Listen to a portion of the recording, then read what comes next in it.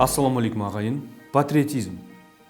Патриотизм ешқашан өздігінен қалыптаспайды. Отан сүйгіштік аттық асыл қасиет бір қатар дүниені танумен пайда болады. Ең әуелі төл тарихты, екінші ана тілін білу маңызды.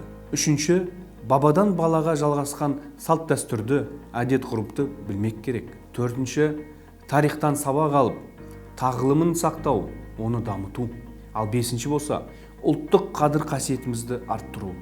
Бұл ретте отанды сүю отбасынан басталады демекші. Отан сүйгіштік қасиетті қалыптастыруда отбасы тәрбиесінің маңызы зор екенін айтпай кетуге болмас. Еліңді сүйсең, ерлік істейсің. Ер жігіт ел үшін туады, ел үшін өледі мақалдарда балаға ой салады.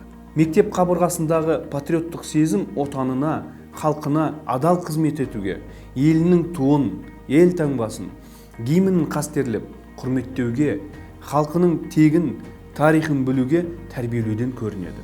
Әр оқушының еліне деген патриоттық рухты қалыптастыру үшін аға ұрпақтың отан үшін жасаған ерлік, батырлық істерін жете түсіндіру ұстаздың міндеті. Ерлігі мен өрлігі ел аузында қалып, өшпес ерлігімен аңыз болған ұлттың батыры ұлдары Бауыржан Момышұлы, Рахымжан Қошқарбаев, Төлеген Тоқтаров, Талғат Бигелдинов, Қасым Қайсеновтердің ерлік істері өскелең ұрпақты патриоттық сезімге баулитыны сөзсіз.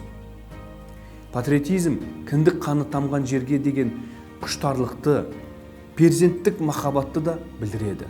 Былайша айтқанда, ұлт патриоты білімі жоғары, көп білуге құштар, білімі мен білігін ең алдымен өзіне, содан кейін әке-шеше, отбасы, туыс бауырларына, елі, жері, жұртының игілігіне жұмсайтын ізденімпаз заманауи тұлға.